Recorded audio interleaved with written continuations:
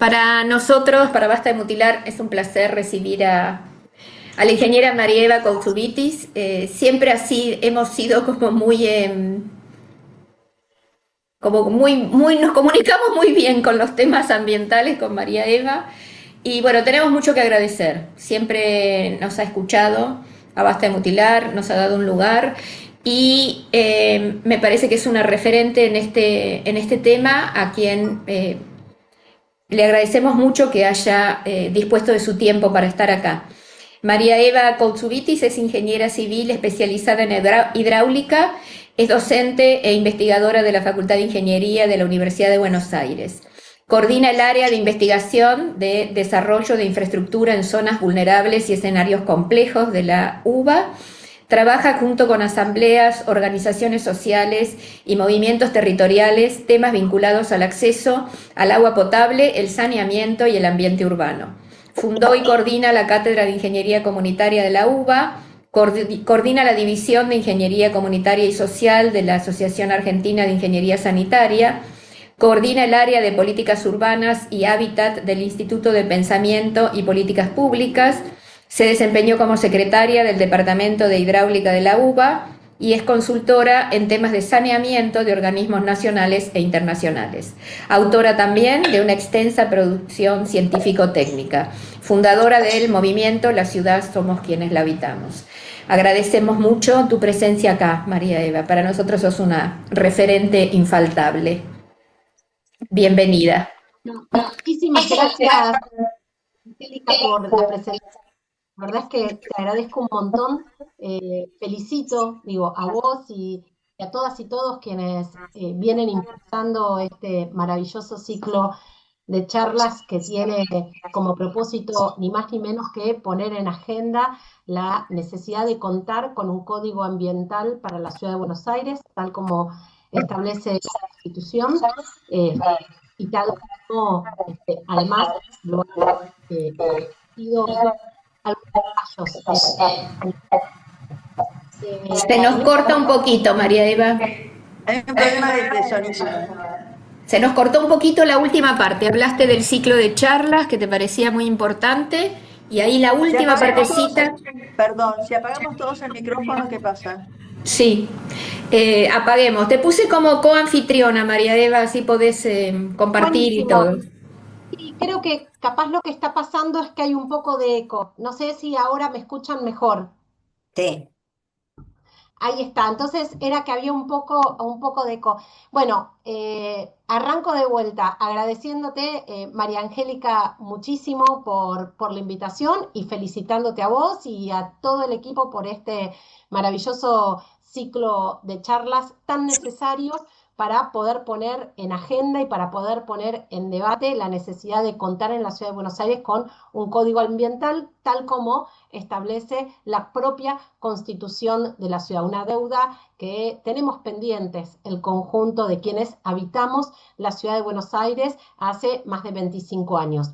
En particular, yo quería aprovechar para poner en común una dimensión central que desde mi mirada y desde mi perspectiva debería abordar ese código ambiental que tiene que ver con la problemática de las inundaciones urbanas, pensando a la ciudad de Buenos Aires como una ciudad ribereña, con todo lo que eso implica. Voy a compartir la pantalla. Por supuesto que cualquier duda pueden interrumpirme sin ningún problema y cualquier consulta pueden habilitar sus micrófonos y desde ya realizarla.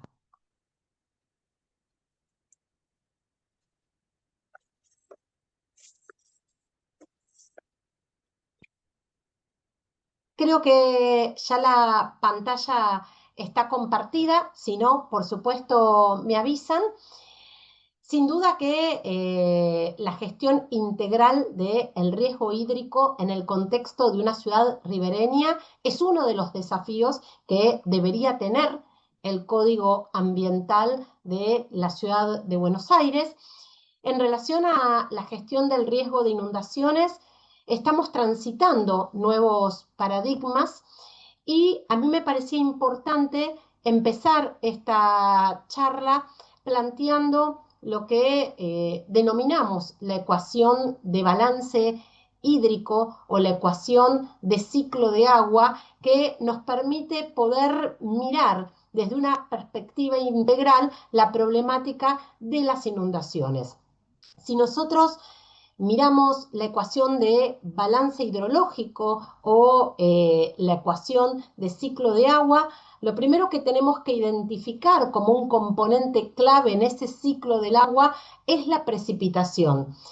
De lo que precipita hay una parte que queda retenido fundamentalmente por la cobertura vegetal y no alcanza la superficie del terreno. Hay otra parte que también se almacena en pequeñas depresiones que presenta el terreno o la cobertura del terreno. Hay una parte de esa precipitación que utilizan fundamentalmente las plantas, el arbolado, para llevar adelante el proceso de fotosíntesis que se denomina evapotranspiración. Luego hay una parte de esa precipitación que se infiltra, que percola y que alimenta nuestras reservas de aguas subterráneas. Y por último, hay una parte que queda de esa precipitación, que es lo que finalmente escurre. Es decir, que de lo que precipita, fundamentalmente la cobertura vegetal retiene una parte, luego es en general esa cobertura vegetal la que a través del proceso de fotosíntesis utiliza parte del agua de precipitación en un fenómeno denominado evapotranspiración. Luego hay una parte que alcanza la superficie del terreno y lo que hace es infiltrarse, percolarse y alimentar nuestras reservas de agua subterránea, y hay otra parte que escurre. Lo cierto es que durante, yo diría, más de un siglo, la ingeniería estuvo muy preocupada en poder controlar esa parte de la precipitación que es la que escurre, en poder controlarla a través de grandes conductos, fundamentalmente, que denominamos sistemas de desagües pluviales, sin mirar que en realidad en esta ecuación de balance hidrológico tenemos otros componentes que tienen que ver fundamentalmente con el rol que cumple la cobertura vegetal y con el rol que cumplen los procesos de infiltración. Es decir, que de lo que precipita hay una parte que queda retenida en esa cobertura vegetal, hay otra parte que esa misma cobertura utiliza para el proceso de fotosíntesis, hay otra parte que se infiltra a través de las superficies absorbentes y luego hay una parte que es la que finalmente escurre. Y no podemos abordar la gestión de las inundaciones urbanas si solamente en esta ecuación de ciclo hidrológico miramos la componente del escurrimiento. Tenemos que mirar el ciclo hidrológico en su conjunto para poder abordar adecuadamente la gestión de las inundaciones, sobre todo en los centros urbanos. En términos generales, la mayor parte de la población global habita en centros urbanos, en grandes, medianas y pequeñas urbes, y también en términos generales podemos identificar como amenazas típicas en los centros urbanos en el marco del cambio climático y de la crisis climática, la problemática de las inundaciones y la problemática de las olas de calor. Por eso es que si vamos a discutir un código ambiental, es central que ese código ambiental aborde estas dos amenazas de origen natural que son características de los centros urbanos y que en particular son las que debe afrontar la ciudad de Buenos Aires. Inundaciones por un lado, olas de calor por otro. Si vamos a hablar de inundaciones, si vamos a hablar de la gestión de inundaciones urbanas, lo primero que tenemos que tener claro es que la ocurrencia o no de una inundación, por supuesto que depende de la intensidad de la lluvia, pero también depende, como acabamos de ver en esta ecuación de balance hidrológico, de la capacidad que el suelo tenga para poder retener e infiltrar el agua. Y por supuesto de la infraestructura con la que contemos para poder evacuar las aguas pluviales excedentes. Es decir, esa parte de la precipitación que es la que finalmente escurre superficialmente. Por eso es que la problemática de las inundaciones la tenemos que abordar en el contexto del modelo urbano, del ordenamiento territorial y, por supuesto, de los usos del suelo.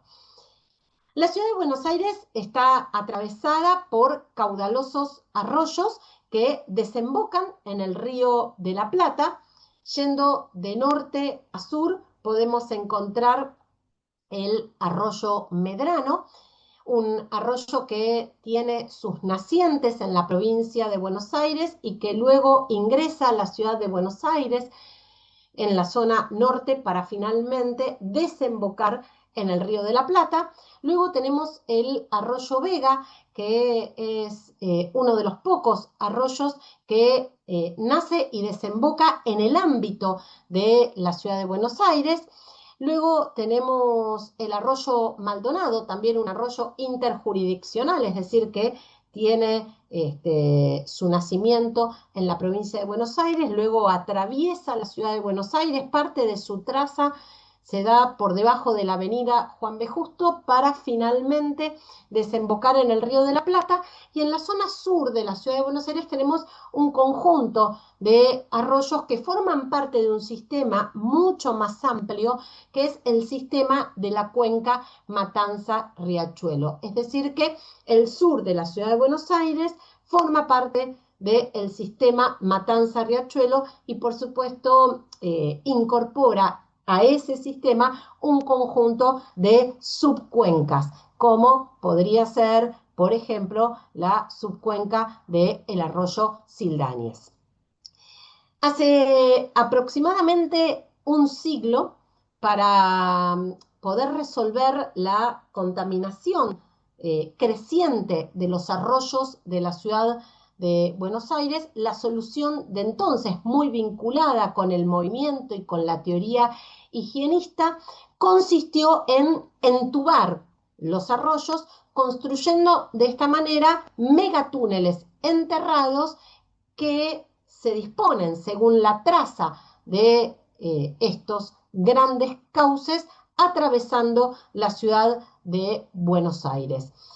La realidad es que en ese entonces el crecimiento no planificado de la ciudad de Buenos Aires, una inadecuada gestión de políticas de saneamiento vinculadas a la gestión de los residuos y a la gestión sobre todo de los efluentes domiciliarios, llevó a que los arroyos que atravesaban la ciudad de Buenos Aires, y acá hay una foto del arroyo Vega a la altura de la calle Blanco Encalada, se fueran contaminando progresivamente y que la solución de entonces fuera la de entubarlos. Hoy la realidad es que existe consenso respecto a que el entubado de los arroyos no resuelven el problema de la contaminación. Cuando entubamos un arroyo, lo que hacemos desde el punto de vista hidráulico es limitar su capacidad hidráulica de transporte. Además, al entubar un arroyo, se generan frecuentemente taponamientos por sedimentación de materiales sólidos que estos arroyos transportan. Por supuesto que además cuando entubamos un arroyo y construimos una calle encima, lo que hacemos es invisibilizar el riesgo hídrico, anulamos toda posibilidad de autodepuración que ese curso natural tiene y, por supuesto, destruimos toda la biodiversidad, tanto acuática como terrestre. Por eso es que hoy el consenso en términos globales respecto a entubar arroyos es que los arroyos no deben entubarse, sino que por el contrario ¿sí? Muchas ciudades del mundo han comenzado a llevar adelante algunas experiencias vinculadas a progresivamente ir desentubando aquellos arroyos que hace un siglo atrás han entubado en el marco de ese paradigma, que era el paradigma higienista. Yo les contaba que estamos frente a nuevos paradigmas. La verdad que yo hablo de nuevos paradigmas y estamos hablando de paradigmas que se vienen instalando hace unas cuantas décadas. Lo cierto es que los viejos paradigmas vinculados a entubar los arroyos, generar megaconductos para transportar el excedente de las aguas de lluvia, hoy se encuentran en crisis.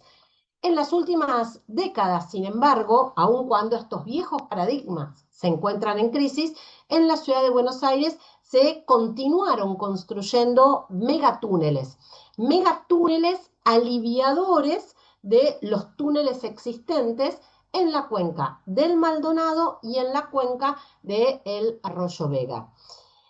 Estas obras que fueron diseñadas, estos megaconductos aliviadores de los conductos existentes de la cuenca del Maldonado y del Vega, fueron diseñados con datos de lluvia de finales de la década del 90 y con criterios técnicos de hace casi un siglo. Y por supuesto que estos megatúneles que se construyeron con datos de precipitación sumamente desactualizados y con criterios técnicos muy desactualizados, no son eficientes para la actual morfología urbana de la ciudad de Buenos Aires, ni tampoco son eficientes para el actual régimen de precipitación. La realidad es que la comunidad científica también ha alcanzado fuertes consensos y sobre todo a partir de la década del 70, que el régimen de precipitaciones ha presentado importantes cambios. Por eso es que lo que resulta razonable es diseñar las obras hidráulicas teniendo en cuenta registros de precipitaciones de la década del 70 a la actualidad. Haber diseñado obras de hidráulica con datos de lluvia hasta finales de la década del 90, de principio de siglo a finales de la década del 90, sin duda que no ha incorporado este cambio en el régimen de precipitaciones que en la ciudad de Buenos Aires, ahora en un ratito vamos a conversar respecto de eso, es muy claro y es muy evidente. Durante las inundaciones del 2 y 3 de abril del 2013, estamos hablando de hace 13 años atrás, distintas asambleas de inundados de la ciudad de Buenos Aires, pero también de otras localidades como por ejemplo la ciudad de La Plata, vienen reclamando, entre otras cosas, con poder democratizar los actuales sistemas de alerta, vienen reclamando con poder elaborar un plan de contingencia específico para las inundaciones urbanas. La verdad es que la ciudad de Buenos Aires, y ahora vamos a ver algunos datos, viene inundándose en los últimos años con bastante frecuencia. De hecho, durante los meses de diciembre del 2023, febrero y marzo del 2024, también durante el 2025, la ciudad de Buenos Aires en varias oportunidades colapsó frente a eventos de lluvias moderadas e intensas, y aún hoy la ciudad de Buenos Aires continúa sin contar con un plan de contingencia específico para inundaciones y sin contar con un sistema de alerta debidamente democratizado. Cuando yo hablo de un sistema de alerta debidamente democratizado, hablo de poder contar con información cierta y precisa respecto a cuáles son aquellas zonas inundables en la ciudad de Buenos Aires mediante cartelería, poder además contar con información a tiempo que pueda llegarle a quienes habitan la ciudad de Buenos Aires a través de un mensaje de texto o a través de algún canal oficial. Lo cierto es que hemos visto en varias oportunidades cómo los sistemas de alerta en la ciudad de Buenos Aires los comunicaba el jefe de gobierno a través de su tuit personal, recomendándonos caminar despacio, retirar las macetas del balcón y barrer las hojas de la vereda hacia adentro de casa, cuando la realidad es que la ciudad tiene que poder afrontar con seriedad la amenaza vinculada a las inundaciones, y para eso es clave que la población pueda estar alerta, pueda estar preparada, y para estar alerta y para estar preparada, la población necesita contar con sistemas de alerta democratizados, carteles, alarmas sonoras, utilizar, por ejemplo, toda la cartelería gráfica que la ciudad de Buenos Aires tiene para poder informar adecuadamente, llegar al conjunto de la población a través de canales institucionales, a través de las redes de WhatsApp, a través de mensajes de texto, como se hace en otras ciudades del mundo, justamente para dar alerta de la inminencia de un evento de precipitación de características extraordinarias. Una vez que la población está alertada, viene la fase de la preparación, y en la fase de la preparación ahí es donde necesitamos contar con planes de contingencia específicos para inundaciones que justamente nos permitan poder manejarnos adecuadamente frente a un evento extraordinario, saber qué es lo que debemos hacer en casa, saber en qué momento tenemos que abandonar o en qué circunstancias tenemos que abandonar, por ejemplo, nuestra vivienda, cuáles son esas vías de evacuación que debemos seguir y hacia dónde debemos evacuarnos y de qué manera tenemos que hacerlo. Lamentablemente, en la ciudad de Buenos Aires nada de esto sucede. Necesitamos abordar la problemática de las inundaciones desde los nuevos paradigmas que incorporan no solamente la perspectiva ambiental, sino también la perspectiva urbana. La verdad es que estas imágenes, ¿no?, que tienen que ver con aquellos túneles que se han construido en la ciudad de Buenos Aires, muchos de ellos en zonas inundables, y que lo que generan cuando hay un evento de precipitación intenso o moderado son fotos, ¿sí?, de este tipo o de estas características, porque ni siquiera cuentan con un cartel que alerte a aquel que no conoce la ciudad, que durante un evento de precipitación no debe tomar esa vía, sino que debe elegir un camino alternativo, porque es probable que si elige esa vía de circulación, entonces se encuentre expuesto a un elevado riesgo hídrico. La realidad es que este tipo de soluciones, construir túneles en zonas que son inundables, no son soluciones adecuadas. Un túnel en una zona inundable no es una obra civil, no es una obra vial, sino que es una obra hidráulica. Y por lo tanto, si vamos a construir un túnel en una zona inundable, ahí tenemos que evaluar el conjunto de los impactos que esto genera. Una cuestión que a mí siempre me ha generado bastante indignación tiene que ver con la mentira de el no se inunda más, ¿no? Hemos tenido a Mauricio Macri, jefe de gobierno, gritándonos reiteradas veces que la ciudad de Buenos Aires no se inunda más. La verdad es que eso lo han repetido los jefes de gobierno que lo sucedieron, tanto Horacio Rodríguez Larreta como también el propio Jorge Macri.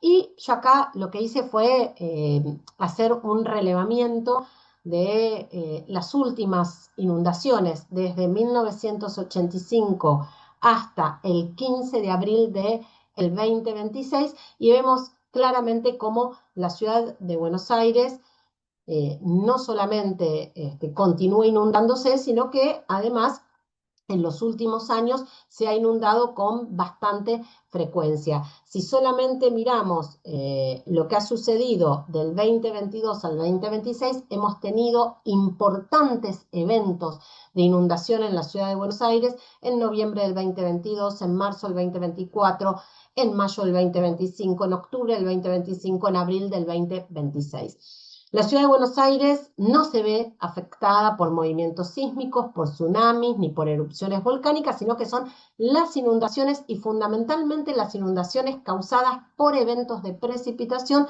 los fenómenos naturales frecuentes que, por supuesto, tienen consecuencias negativas para quienes habitan la ciudad. Por lo tanto, resulta inadmisible que la ciudad de Buenos Aires al día de hoy no cuente con sistemas de alerta debidamente democratizados, ni tampoco cuente con planes de contingencia específicos, discutidos, elaborados y consensuados en conjunto con la ciudadanía. La verdad es que la ciudad de Buenos Aires, si bien ha desplegado a modo de eslogan la idea de una ciudad comprometida con el cambio climático, con la crisis climática, lo cierto es que cuando empezamos a analizar ¿qué es lo que sucede con las políticas destinadas? Bueno, en primer lugar, a sancionar un código ambiental, tal como establece la Constitución de la ciudad, pero en segundo lugar, cuando miramos las políticas destinadas a gestionar las amenazas de origen natural que la ciudad de Buenos Aires debe afrontar, como las inundaciones y las olas de calor, vemos que más allá de el marketing ambiental, más allá de el show o más allá de esta idea de tratar de instalar que Buenos Aires es una ciudad comprometida con la agenda climática, lo cierto es que vemos que quienes vienen hace casi 20 años gestionando la ciudad de Buenos Aires han implementado políticas totalmente negacionistas del cambio climático y de la crisis ambiental. Y yo para traer algún ejemplo, acá lo que quería compartirles era el mapa de prevención de riesgo hídrico del Código Urbanístico de la Ciudad de Buenos Aires. Este mapa es un mapa oficial en donde en color celeste podemos identificar las zonas vinculadas a riesgo hídrico y vemos cómo las zonas vinculadas a riesgo hídrico coinciden con los cauces principales de los arroyos que atraviesan la ciudad de Buenos Aires. Pero vemos con sorpresa que el conjunto del borde costero no está identificado como una zona de riesgo hídrico, siendo que justamente esos arroyos que atraviesan la ciudad de Buenos Aires desembocan en el río de la Plata y otra de las amenazas que la ciudad debe afrontar no solamente son las inundaciones por precipitaciones, sino también las inundaciones por el ascenso en el nivel de las aguas del río de la Plata, fenómeno que se conoce como sudestada. Por lo tanto, la verdad es que es completamente inadmisible que no esté identificado el conjunto del borde costero como una zona de riesgo hídrico, cuando, insisto, ¿no? Todas las ciudades ribereñas tienen identificado su borde costero como una zona de riesgo hídrico y como una zona de justamente adaptación a el contexto del cambio climático.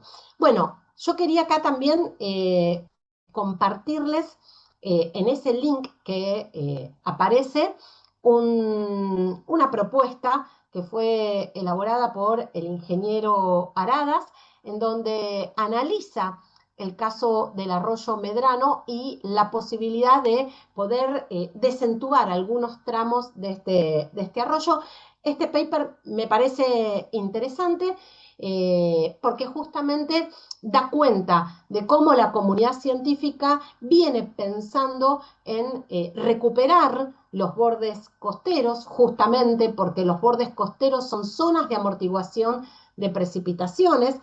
Los bordes costeros, además, son aquellas zonas que nosotros necesitamos justamente poder adaptar para mitigar eventuales ascensos en los niveles de las aguas. En el caso de la ciudad de Buenos Aires, el borde costero es absolutamente estratégico para mitigar eventuales ascensos del nivel del río. Los bordes costeros también son estratégicos porque nos permiten regenerar y preservar el conjunto de los humedales. Nos permiten los bordes costeros que los vientos puedan ingresar desde la costa y entonces mitigar otras de las amenazas que las ciudades deben enfrentar, y en particular la ciudad de Buenos Aires, que son las olas de calor. Son, como les contaba, zona de amortiguación de precipitaciones, y en el caso de la ciudad de Buenos Aires, recuperar el conjunto del borde costero también nos desafía a poder recuperar esa Buenos Aires balnearia y a poder ir desentubando progresivamente desde la desembocadura hacia aguas arriba los arroyos que fueron entubados hace un siglo atrás.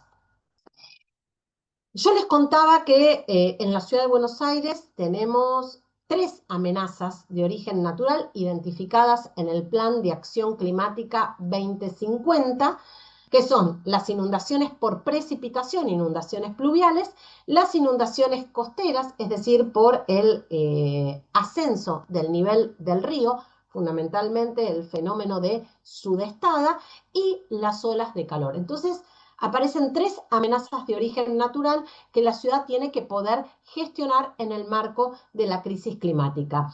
Y para poder gestionarlas, para poder mitigarlas, la verdad es que resulta absolutamente clave las superficies verdes, el arbolado y la recuperación del borde costero. Estos 3 elementos son centrales para poder gestionar adecuadamente las amenazas de origen natural que la ciudad debe afrontar. Yo acá traje 2 imágenes.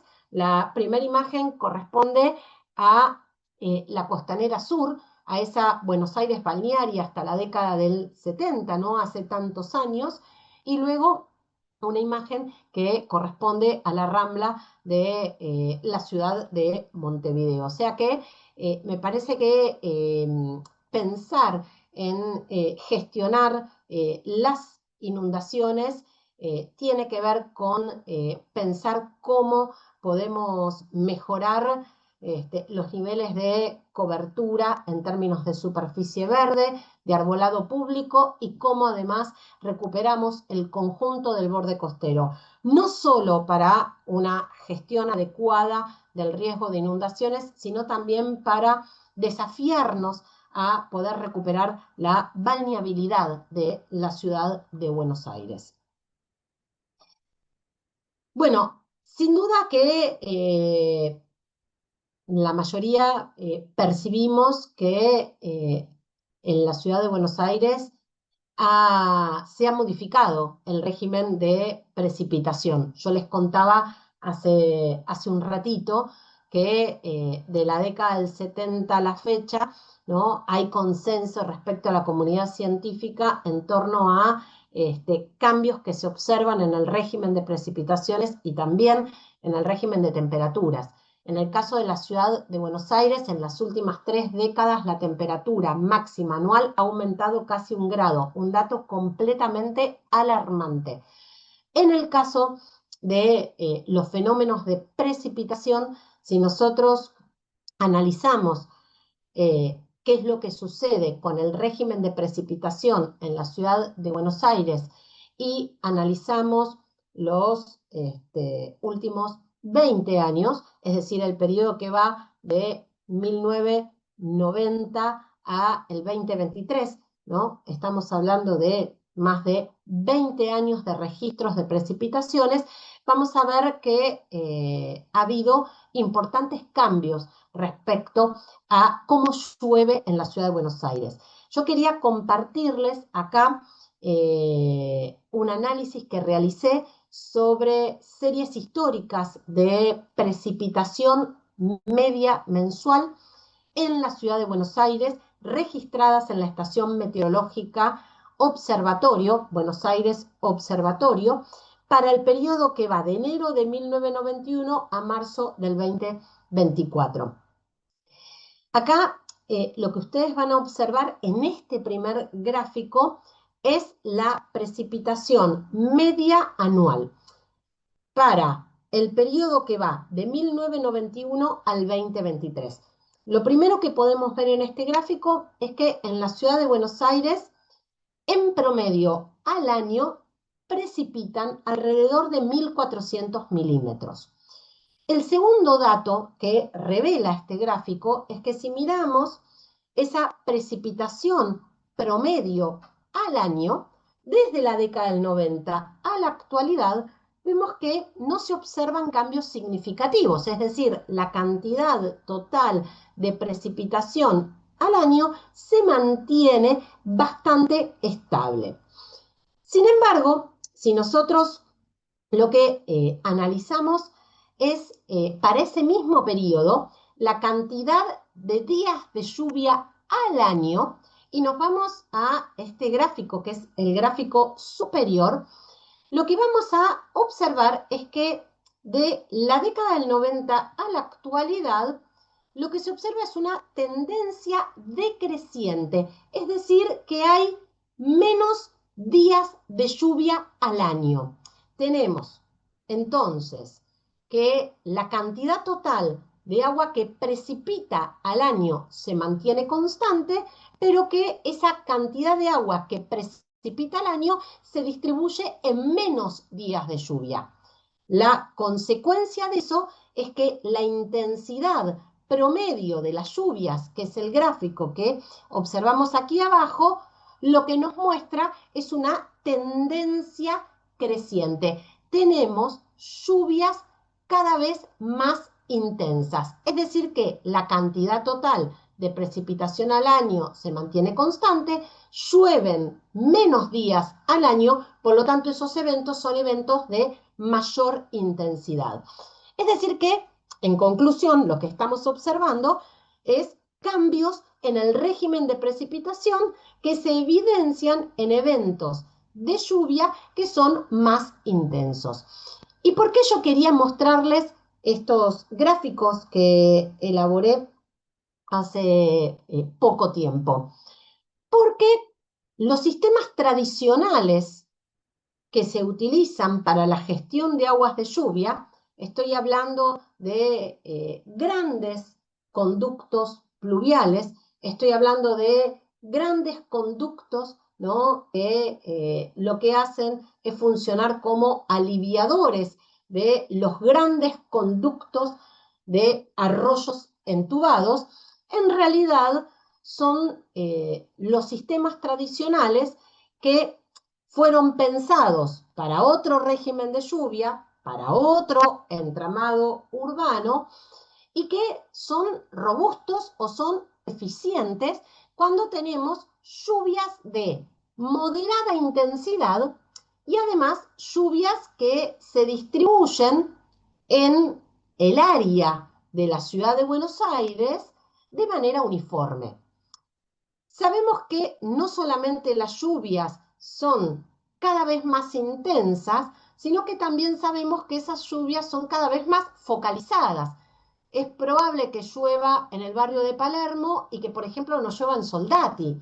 Por lo tanto, seguir construyendo obras de infraestructura que son eficientes para lluvias de moderada y baja intensidad que se distribuyen uniformemente en grandes áreas de la ciudad, resulta muy poco eficiente. Para lluvias intensas, para lluvias focalizadas, lo eficiente no es construir megaconductos pluviales, sino que lo eficiente es justamente gestionar el agua de lluvia donde cae, reteniéndola y potenciando los procesos de infiltración. Y ahí es donde aparecen estos nuevos paradigmas que yo les contaba que en realidad no son nuevos paradigmas, en realidad son paradigmas que tienen unas cuantas décadas, que reciben diferentes nombres. Hay quienes los denominan paradigmas basados en soluciones que aporta la naturaleza. Por sus siglas se las identifica como SUTS, que se caracterizan por retener el agua de lluvia, donde el agua de lluvia cae, usando diferentes dispositivos que me permiten preservar el paisaje urbano, preservar los ecosistemas urbanos, mejorar la calidad de las aguas de lluvia, porque lo que hacemos es retener esas aguas de lluvia e ir filtrándolas hacia las napas subterráneas. Dentro de estas soluciones aportadas por la naturaleza, podemos encontrar, por ejemplo, veredas verdes, sistemas de retención y colecta de aguas de lluvia en techos de edificaciones, reservorios temporales en zonas deprimidas, sobre todo de parques y de plazas. Pero claramente si yo tengo una lluvia intensa, corta y focalizada, lo eficiente es gestionar el agua de lluvia donde cae, reteniéndola y potenciando el proceso de infiltración. Es absolutamente obsoleto e ineficiente para este tipo de lluvias los sistemas pluviales tradicionales. Esas mega obras de ingeniería por fuera de toda escala humana que solamente son eficientes para lluvias de moderada intensidad y con una distribución uniforme en importantes áreas de la ciudad de Buenos Aires. Algo que hace varias décadas no sucede en relación al régimen de precipitaciones. Entonces, acá es donde aparece, ¿no?, este desafío. Vamos a seguir con una gestión centralizada del manejo de las aguas de lluvia, una gestión centralizada que consiste en captar a través de sumideros el agua de lluvia, conducirla a conductos cada vez más grandes para finalmente darle desembocadura en el Río de la Plata. Bueno, vamos a seguir con esos sistemas centralizados, ineficientes para lluvias cortas, intensas y focalizadas. Y la verdad es que no.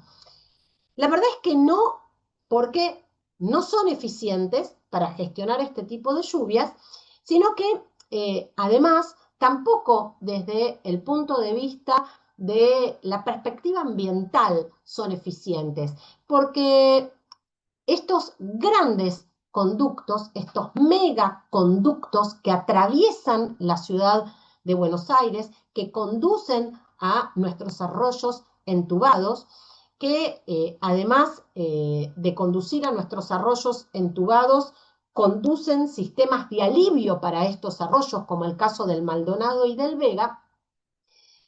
Lo cierto es que estos megaconductos no solamente transportan aguas de lluvia, sino que transportan todo tipo de contaminación que termina en las aguas del Río de la Plata.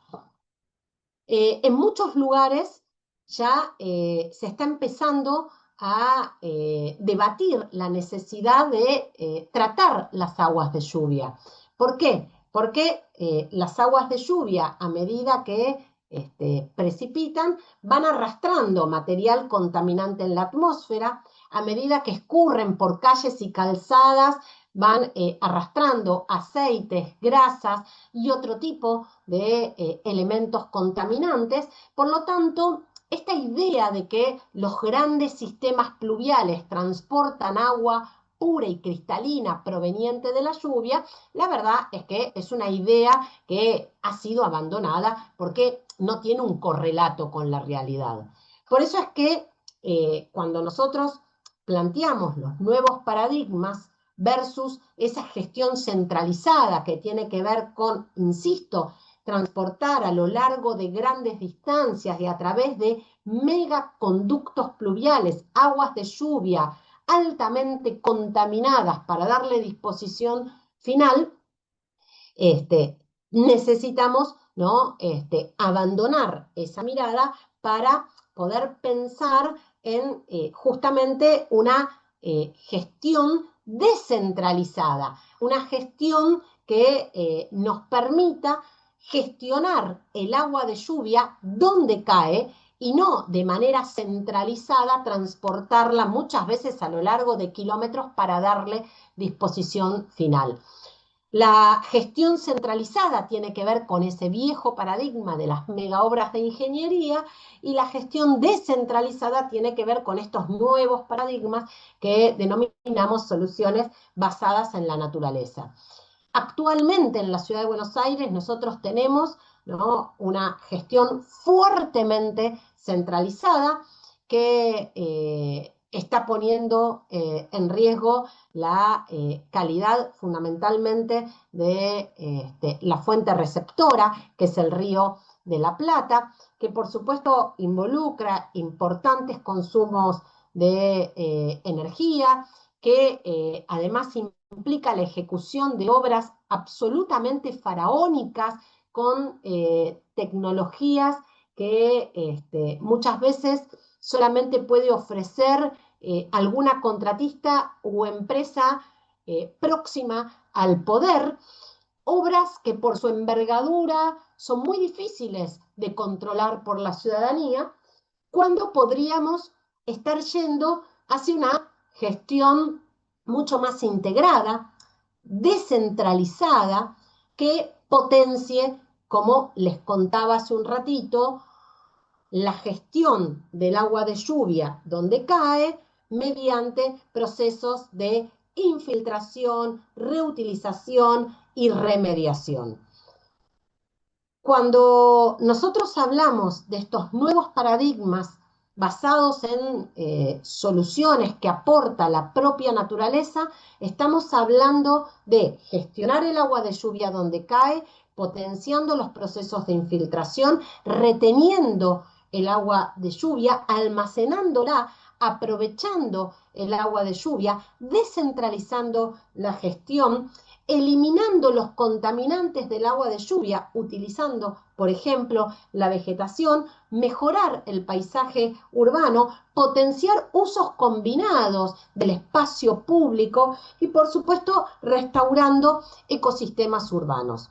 Tenemos muchos ejemplos, yo traje algunos ya como para terminar y bueno, y dar lugar a las preguntas y a los aportes, pero dentro de esas soluciones que denominamos soluciones basadas en la naturaleza, podemos encontrar las terrazas verdes. Las terrazas verdes filtran, absorben y retienen las aguas de lluvia. Cuando diseñamos una terraza verde, por supuesto que tenemos que tener cuidado, tenemos que disponer una membrana impermeable, una barrera que limite el crecimiento de las raíces, luego se coloca una capa de tierra con vegetación que no tenga importante desarrollo de raíces. Muchas veces a las terrazas verdes se les suele incluir sistemas de drenaje, por supuesto siempre, pero en algunos casos se pueden incluir sistemas de riego utilizando sistemas de captación de agua de lluvia. En general, cuando diseñamos una terraza verde, tenemos que tomar algunas precauciones, entre ellas la pendiente que puedan tener los techos, porque si esas terrazas se desarrollan en techos que tengan elevada pendiente, podemos generar el arrastre del suelo por parte de las aguas de lluvia. Podemos incorporar sistemas de retención de agua de lluvia. El agua de lluvia puede captarse en techos o en cubiertas de viviendas, puede almacenarse y después utilizarse para fines que no requieran agua potable, como podría ser el riego, la limpieza de un patio, de una terraza, la propia descarga de inodoros. Es más, como además retener las aguas de lluvia alivia los sistemas pluviales, ahí tenemos un doble beneficio. Por eso es que el uso de estos sistemas, por ejemplo, podrían tener beneficios impositivos. Si estamos hablando de la necesidad de discutir, acordar y aprobar un código ambiental para la ciudad de Buenos Aires, sin duda que un importante capítulo tiene que ver con sistemas de retención de aguas de lluvia. Yo estoy convencida de eso. Podemos pensar en zanjas o pozos filtrantes. Las zanjas o pozos filtrantes son estructuras subterráneas que nos permiten almacenar agua de lluvia y lentamente ir infiltrándolas en el suelo para recargar las aguas subterráneas.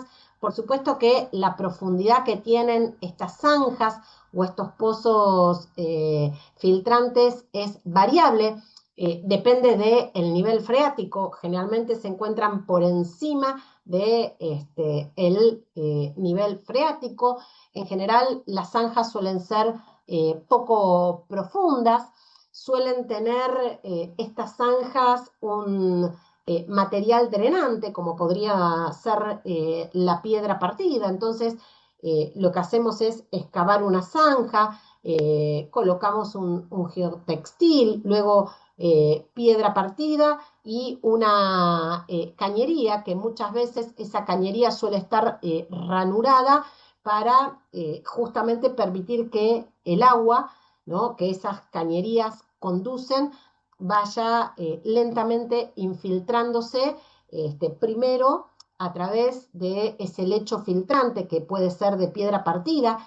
Cuando el agua atraviesa esa piedra partida, de alguna manera se va depurando hasta que finalmente, ¿no?, alcanza las napas o las aguas subterráneas para recargarlas con un agua de lluvia que ha tenido un tratamiento de purificación y que por lo tanto es un agua de lluvia de buena calidad. Tenemos también dentro de esos ejemplos lo que se denominan áreas de biorretención. A la izquierda podemos ver un área de biorretención y a la derecha una zanja filtrante. En general, sobre todo las zanjas filtrantes se pueden utilizar cuando tenemos grandes superficies impermeabilizadas, algo que puede suceder en el estacionamiento de grandes centros comerciales. Podemos tener áreas de biorretención en calzadas, ¿no?, que tienen el aspecto de canteros, a veces de aliviadores de tránsito. El agua por pendiente escurre hacia estas estructuras, queda retenida en estas estructuras. A veces el agua queda retenida durante horas e incluso puede quedar retenida por algunos días. Por eso es que la vegetación que se utiliza en estas áreas de biorretención es una vegetación que es persistente a la presencia de agua. Podemos encontrar pavimentos permeables también muy utilizados en grandes superficies, como por ejemplo estacionamientos, estacionamientos de centros comerciales o estacionamientos a cielo abierto. Estos pavimentos permeables, la verdad es que tienen una muy buena resistencia para un uso adecuado para peatones y vehículos, y permiten la filtración del agua de lluvia hacia capas inferiores, en donde ahí también vamos a encontrar material granular, y luego posiblemente algún sistema de drenes que permita que el agua atraviese a través de esos sistemas de drenes el material granular y termine infiltrándose. Bien, un poco para concluir, ¿no? Y para poder pensar que la gestión de inundaciones tiene que incorporar una perspectiva integral. Durante el periodo 2011-2020 En la ciudad de Buenos Aires se construyeron más de 10 millones de metros cuadrados. Esto equivale en superficie construida a 5 veces la superficie de Puerto Madero. En la última década y media, se privatizaron aproximadamente 170 hectáreas de superficie verde pública absorbente. Es más, durante la gestión de Jorge Macri se privatizaron 8 hectáreas del parque de la ciudad que fueron entregadas a valores irrisorios a un único dueño. También se ha privatizado un sector de Costa Salguero que fue entregado al grupo multimedia Clarín y La Nación, y además están en camino la privatización de diferentes estacionamientos subterráneos en plazas.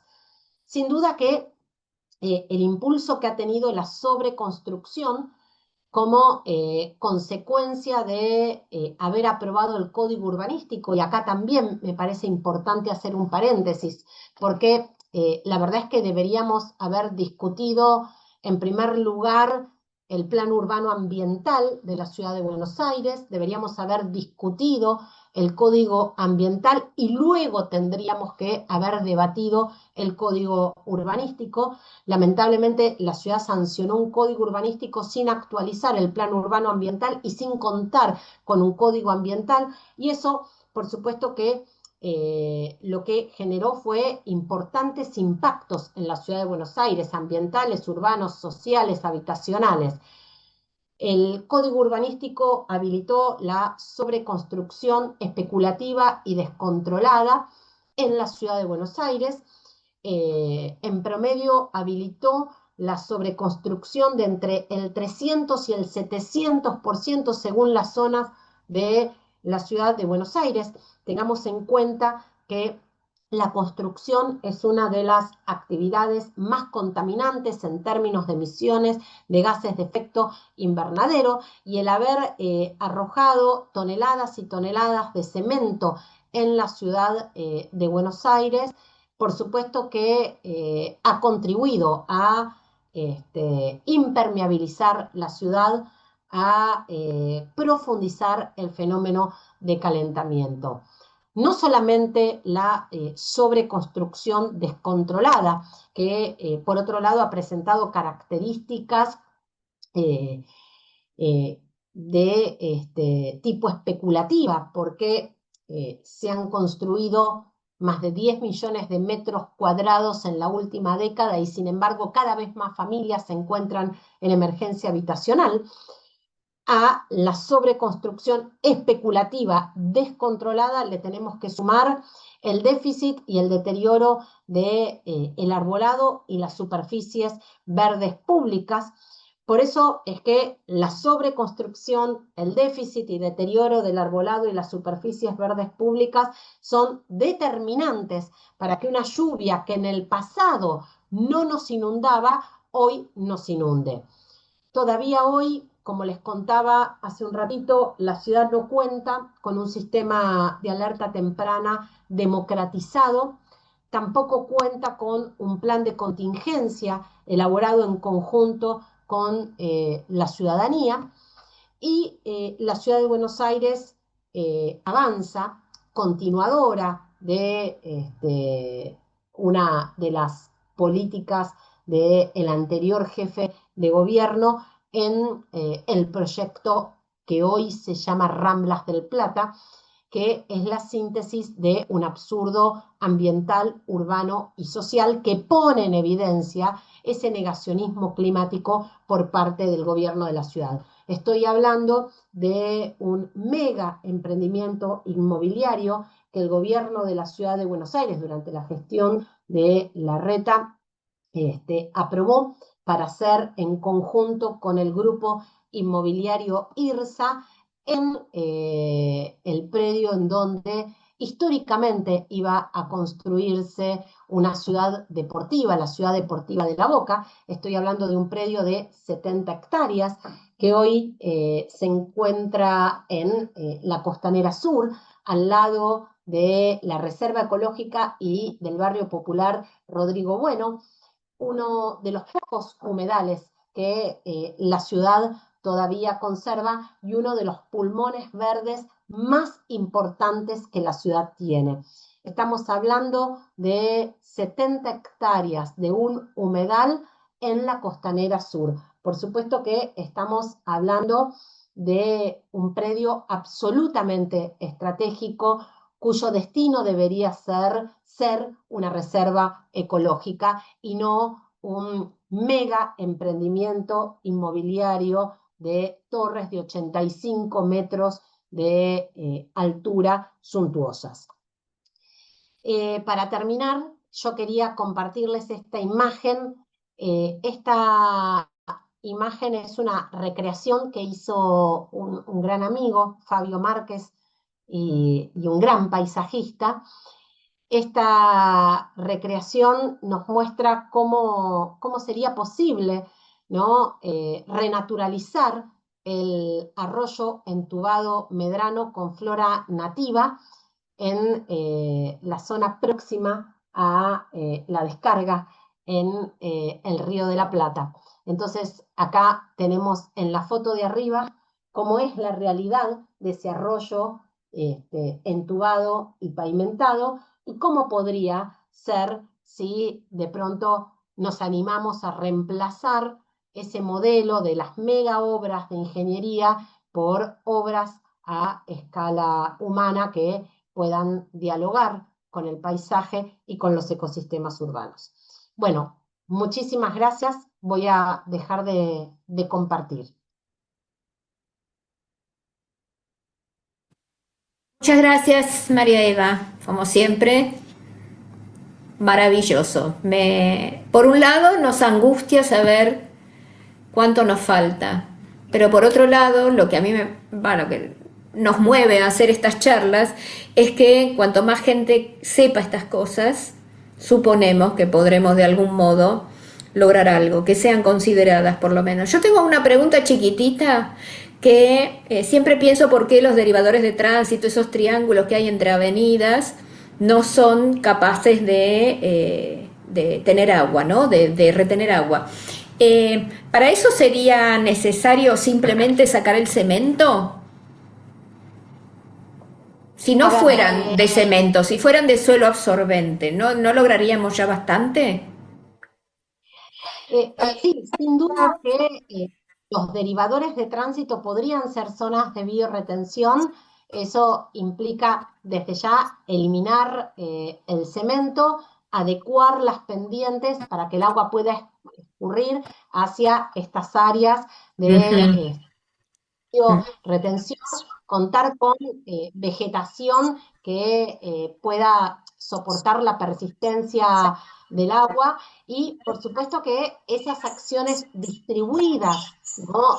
En toda la ciudad de Buenos Aires podrían generar un impacto interesante. Es decir, de pronto, espasmódicamente, generar un área de bioretención no va a resolver el problema de las inundaciones, desde ya, ¿no? Claro. Pero de pronto sí hay un cambio de paradigma a la hora de gestionar las inundaciones en la ciudad de Buenos Aires y pensamos en este tipo de soluciones distribuidas en el conjunto del territorio de la ciudad, eso puede tener un impacto interesante. Sí, eso es lo que pensaba. Quería preguntártelo a ver si no estaba errada en lo que pensaba, porque eso sería algo que podría considerarse en el Código Ambiental, ese cambio, y no tener derivadores de tránsito que son macetas, son en realidad losas de cemento vegetadas.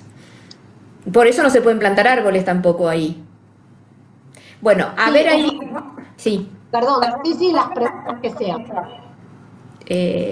Bueno, tenemos por un lado preguntas por acá y por otro lado que levantaron la mano. Les cuento primero lo que está en el chat que fue apareciendo. Mirta Cristina Atencia cuenta sobre el techo verde que tiene su hijo en la casa de Chacarita, que lo tiene hace mucho y que funciona perfectamente. También muy indignante, preocupante y desesperante lo que pasa en la ciudad con todo. Carolina agradece la excelente exposición, Alicia también, impecable, muchas Gracias, dice María Cristina. Muchas gracias, Eva. Fantástica exposición. Muy clarificadora y con propuestas. Eso es importante porque por un lado tenemos el cuadro de situación. Después decimos por qué estamos así. Y lo bueno es proponer qué se puede hacer. Esa sería como lo que nosotros pretendimos, ¿no? de cada tema. Gracias, María Eva, como siempre, impecable. Y levantó la mano primero Ana Keller.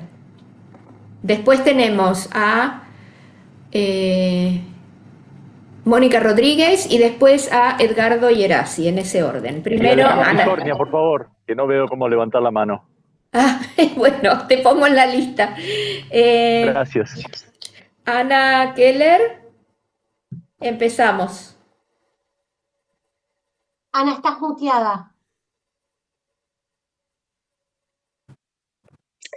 Hola, ¿cómo están todos? Bueno, mirá, yo me quedé pensando, María Eva y todos, una de las cosas que habría que regular, buscar algún coeficiente de superficie de suelo absorbente que debiera, que tendría que, ay, no sé qué me suena, regular la superficie de suelo absorbente. Ana, Espera que suena algo. ¿Cómo? Que se está escuchando. Se escucha alguien aparte de mí. Alguien que se desmuteó, no sé. A ver. Chicos, sugiero que nos muteemos los demás. Ay, ¿qué es esto? Espera un segundito. No, yo no soy, mío no es. Bueno, eso por un lado, buscar algún coeficiente por sector urbano que nos permita medir y regular la capacidad de suelo absorbente. Eso digo porque para mí va a definir cuando se tome criterio acerca de la pavimentación de una calle, no cuesta nada dejar un sector, digamos, de suelo absorbente paralelo o de adoquines o lo que sea, lo mismo que regular, esto sabrás María Angélica, el ancho de los árboles, el espacio que necesitan los árboles. Pero además tengo otro tema, que me parece que en un código ambiental no deberíamos cuidar el acuífero Puelches, que yo veo que ahora la costumbre es hacer un edificio y enseguida drenan las napas. Eso debería estar prohibido, porque a ver, porque mismo eso pasa porque están autorizando edificios muy altos en zonas que no son aptas para edificios, que son sectores ganados al río. Entonces, es como aberrante la aprobación de edificios ahí y después drenamos las napas y digo, el acuífero Puelches está muy superficial, es algo que con una mirada un poco más amplia que la capital federal, a mí me parece que habría que cuidarlo. Y aparte, porque hay una retroalimentación, no solo hacia el río, sino hacia el acuífero. Bueno, esas dos cosas quería decir. No sé si se oye, si hay... Se escuchó perfecto. No sé, Mari, ¿Sí? si vos querés que se hagan todas las preguntas y después contestar, como a ustedes les parezca. Bueno, si quieren hacemos las preguntas y después las vas contestando, porque teníamos Ana Keller, Mónica Rodríguez, Edgardo Gerasi. A ver, Mónica, si podés hacer la pregunta y después las contesta todas juntas María Eva. Hola, buenas tardes a todos. ¿Cómo estás, Eva? Muchas gracias por la charla que siempre es tan pedagógica y tan ilustrativa. Yo quería traer 2 o 3 puntos que me parecen importantes. En primer lugar, bueno, agradecerte que hayas mencionado el tema de los túneles y que deberían ser reemplazados, digamos, ya en el Código Ambiental que no se trató, en el Código Ambiental que se está tratando ahora, y que se ponderen las obras integrales en lo que son las eliminaciones de las barreras. Fundamentalmente, la trinchera ferroviaria, cuando se pueda hacer, porque ahí se pueden ganar tierras, techos verdes, y también preservar el arbolado público. En nuestra zona particularmente se preservarían más de 500 árboles que quedarían destruidos si se hacen los 14 túneles que estaban previstos. La segunda pregunta que te quería hacer, vos mencionaste el arroyo Medrano y hay un proyecto del gobierno de la ciudad que debería inclusive tratarse en lo que fuera el tratamiento del Código Ambiental,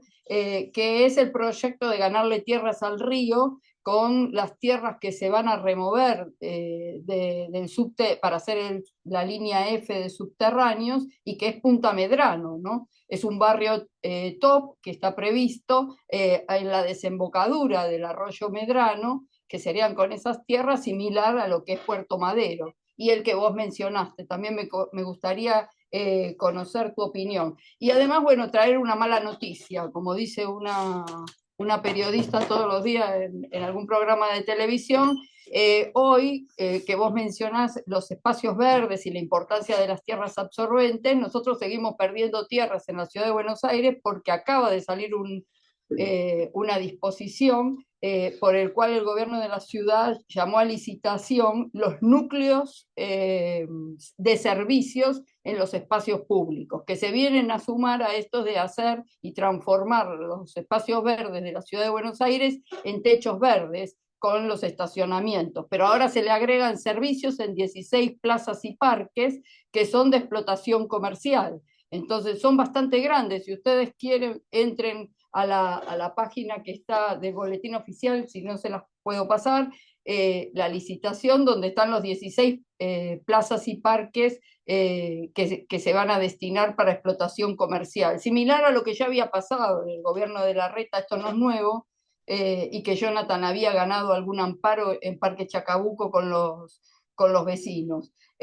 Bueno, y en referencia a lo que vos mencionabas también de ganar, digamos, sistemas de escurrimiento en espacios públicos, yo justamente lo traigo y lo comparto con ustedes, hice una nota donde en Finlandia y en Bélgica, en las paradas de colectivos se convierten en techos verdes y además se hacen reservorios de agua que permiten después regar en el espacio público los árboles, que acá es bastante problemático porque las empresas concesionarias que mantienen el arbolado público, si bien se le paga por esa tarea, a veces no la cumplen, y bueno, tener el agua a mano a partir de las reservas que se podrían hacer en las propias paradas de colectivos sería muy, muy interesante. Es un modelo que quizás también, como dice Angélica, se podría introducir en el tratamiento del código. Bueno, nada más y muchas gracias.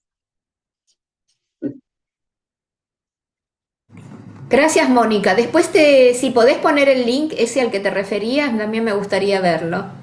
Excelente. Después de Mónica estaba Edgardo y después de Edgardo, Mora. ¿Qué tal? Buenas tardes. Soy el arquitecto Yerasi.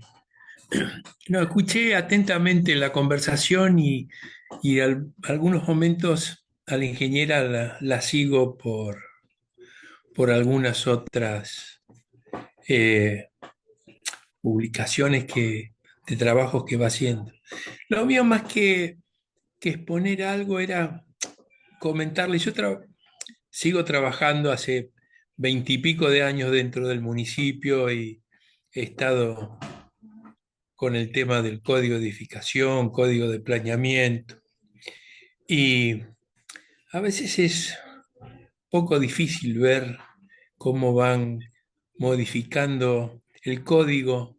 Este último código sufrió tantas modificaciones y tan mal hechas que uno lo ve con las cosas que se van realizando en la ciudad. Y no sé, viste, son tantos puntos para ir viendo. Algunos hablaban sobre los techos verdes y yo digo, con la idiosincrasia nuestra, en un edificio de viviendas colectivas, ¿quién se ocupa de esos techos verdes? Porque había una señora que hablaba que el hijo lo tiene, pero lo tiene en su casa y seguramente se ocupará su hijo de hacer ese mantenimiento, ese cuidado. Pero uno tiene la estación de servicio que está en Pampa y Alcorta, y uno ve ese techo verde y realmente es bastante deprimente no ver todo un yuyal ahí arriba, que no sé si realmente cumple una función. Sería interesante que eso estuviese, digamos, con un mantenimiento, con un cuidado. Es decir, eh, no sé, lo mío es comentar un poco las distintas situaciones que hay en la ciudad. Y yo, la verdad que la veo eh, cada vez tan venido a menos, ¿no? Todos los nuevos proyectos que se hacen sin pensar en los ciudadanos que habitan la ciudad, la pérdida de espacios absorbentes. eh, Hablaban del cuidado del agua. Cuando se hizo el proyecto de recuperación de aguas en la ciudad de Buenos Aires, se me ocurrió en su momento que lo tenía a cargo, ir a ver a la gente de AISA, a los viejos ingenieros, para preguntarles qué pasaba con ese recupero de las aguas, de las instalaciones que se debían hacer. Cosa que en AISA todavía no tenían definido, le dejaban la situación a la ciudad de Buenos Aires. Ay, se Edgardo, te murió. muteaste.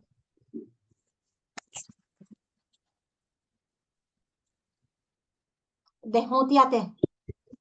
Aprovecho para pedir que me den la palabra también, porque no me Ah, pusiste en la lista después de Mora. ¿se cortó? ¿Se Sí, escucha ahora? se muteó. Ah. No, que el tema, viste, del recupero de las aguas es todo un tema bastante complejo, viste, no sé, me parece que son todos temas tan amplios, tan abarcativos, de soluciones bastante complejas, ¿no? Eh, que a veces no sé cómo se pueden llegar a resolver en lo inmediato. Sí, me parece que yo te escuchaba a vos y me da la sensación de que son proyectos bastante,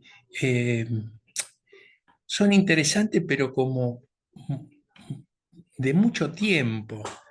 Me da la sensación como que la ciudad está tan golpeada con todo lo que se ha hecho, sobre todo en los últimos 20 años, ¿eh? Te hablo desde el proceso de Macri, desde la llegada de Macri a la ciudad a la actualidad. Ha sido una caída constante de la ciudad de Buenos Aires. Y la verdad que no sé cómo revertir todas esas situaciones, ¿no? Del código, de los mejoramientos, de los asoleamientos en la ciudad. La gente no tiene sol, tiene luz. Cuando te venden un departamento te dice, es muy luminoso. Sí, luminoso, pero la gente necesita el sol para, como, viste, cuando la gente mayor sacaba las sábanas y las ponía al sol, es decir, la relación del ser humano con el sol. La ciudad de Buenos Aires, hay barrios que prácticamente no tienen el sol, tienen la luz. Es decir, vos levantás la persiana y tenés luz, no sol. No te entra el sol a tu casa. Es decir, uno tendría que rever tantas cosas dentro de la ciudad para volver a ponerla en una forma más habitable, más, no sé, ¿viste? Simplemente eso quería comentarles, ¿no? Yo te escuché atentamente, me parece bárbaro todo lo que fuiste planteando, pero a veces me parece como que estamos medio en un punto de una utopía en cierta medida, ¿no? Para llevar adelante. Pues nada más, no los quiero cansar. Bueno, después de Edgardo, gracias Edgardo, vienen Mora, después Alejandro y después Cristina, si nadie más se anotó. Así que ahora sería Mora. Timoteo. Bueno, lo mío, dos cosas. Por supuesto, lo de... yo les invitaría a los que no están hablando a cerrar el micrófono, porque si no se hace eco. Dos avisos parroquiales. Por cierto, lo de María Eva fue estupendo, como siempre. Y los avisos parroquiales, uno es que el día 22 de junio es la audiencia pública para esta cosa que se llama Rambla del Plata o algo por el estilo. Han cambiado muchas veces el título, han cambiado bastantes veces el proyecto. Yo estoy estudiando para esto y me estoy quedando sin ojos, además que tengo conjuntivitis. Ese es uno. 12:30, el 22, traten de estar. Tendría que ser una audiencia tan voluminosa como la de Costa Salguero. Por supuesto que es una audiencia del Ejecutivo, por lo tanto no es presencial, que es solamente por Meet o Zoom o whatever. Y la otra invitación también es otro aviso parroquial. Uno de los espacios verdes que podemos perder, es decir, el espacio verde no existe todavía, pero es el estacionamiento que queda al lado de la iglesia Santa Catalina de Siena, que tiene un aspecto ambiental y un aspecto patrimonial. Posiblemente si ahí se hace lo que se pretende hacer, no va a tener asoleamiento y va a sufrir Santa Catalina, posiblemente muera. Pero la otra es que no hay espacios verdes en el microcentro y esta es una única posibilidad porque no hay otro espacio de esas dimensiones. Esos son los dos avisos parroquiales que quería dar. Nada más. Excelente, Mora, para anotarnos ya el tema de la audiencia del 22 y lo de Santa Catalina, hace tiempo que nos tiene preocupados, estamos muy en ese tema. Después de Mora venía la pregunta de Alejandro y después de Cristina Corso. Alejandro, por favor. ¿Qué tal? ¿Cómo están? ¿Se escucha bien? Sí, perfecto. Bien, gracias. Me interesa destacar un par de cuestiones. Primero, me interesaría saber exactamente cuánto es lo que absorbe la Tierra cuando hablamos de las tierras absorbentes, porque yo recuerdo haber visto en la inundación de 1900, en la revista Caras y Caretas, el reportaje fotográfico de la inundación de 1912, que fue de 150 milímetros, y se hicieron marchas desde la zona norte, hay fotos del arroyo Medrano inundado, la ciudad no estaba construida, marchas en barracas también, por todo el lío que se armó en ese entonces. Tan grave fue que a partir de ahí se crea Obras Sanitarias de la Nación, y a partir de ahí se saca en el 1919, sacan el plan de entubamiento, que recién lo comienzan a concretar en el 30, ¿no? Entonces, ese es un punto. Segundo punto que quería remarcar más específicamente es que todos los arroyos son estuarios a partir de más o menos de la línea de Cabildo, Santa Fe, el Maldonado ya en Juan Pejú, y Santa Fe ya pierde pendiente. Entonces funciona como estuario y dependen de la altura del río de la Plata. Entonces, eso porque si no se dice que no tienen pendiente suficiente y que entonces nada, que no se podría hacer un reservorio, digamos, por ejemplo, en el Parque Saavedra. Sí se podría hacer un reservorio en el Parque Saavedra y hubo una oposición barrial, pero en realidad lo que no se marcó es que si se hacía el reservorio en el Parque Saavedra, el barrio Mitre quedaba con más altura relativa. Me explico, ¿no? El otro punto también es, Eva, si podés, si tenés algún conocimiento de qué se trata el cloacal costero, que hasta donde pude estudiar el tema y, y ver los diferentes decretos y planes, es que en el cloacal costero, que sería otra tunelera más, engancharían todos los arroyos como cloacas. O sea, el arroyo Medrano, por ejemplo, cuando no llueve, tiene un caudal de 5 metros cúbicos por segundo, lo cual es casi nada cuando tiene total capacidad de erogación, cuando hay tormentas, es de 200 metros cúbicos por segundo. Esto para darnos una idea, ¿no? Entonces, ¿qué harían? Un dique costanero en los arroyos para separar lo que es la cloaca, el agua que se junta cuando no llueve, que es poca, y derivarlo eso al cloacal costero. ¿Se entiende? Entonces, con eso harían la publicidad de que están limpiando la costa del Río de la Plata para los emprendimientos estos que bien marcaba la vecina antes, que están planeando con las tierras de la línea F. Entonces, me interesa saber qué conocimientos tenés, porque está bien, convertir en cloacas los arroyos, yo no lo propongo, yo propongo abrirlos, pero el tema es cómo funcionaría ese dique cuando viene una tormenta. Por más que lo abran, no es suficiente. Eso ya lo hemos visto. Así que ese es otro punto que me gustaría destacar. Y con respecto a las tierras de la línea F, por lo menos me gustaría discutir qué hacer con esas tierras, porque si hay un déficit de todos los déficits que hay, que es importante, son importantes, y con esto termino, es el déficit recreativo. Entonces, si con esa tierra de la línea F, de hacer el subte de la línea F, se podría hacer una isla, como hacen en Qatar, en vez de usar la forma de palmera, que sea una forma de pareja bailando tango, para que sea recreativa, ¿sí? Entonces, porque hay 10 millones de personas que no se van de vacaciones, porque cuando hay una temporada exitosa de vacaciones, con 2 millones de personas ya satura todo el sistema turístico nacional. Ahora ni hablar. Ya ni hay vacaciones ahora. Pero bueno, discutir por lo menos qué se hace con esa tierra de la línea F y no ya dar por cerrado que el plan es el de hacer una península, como describía la vecina ahí la que me antecedió la palabra antes de Mora, que refería a ese tema. Entonces, bueno, una linda isla recreativa en el río Plata, eh, con forma de identidad cultural, que es una pareja bailando tango. Gracias. Bien, se están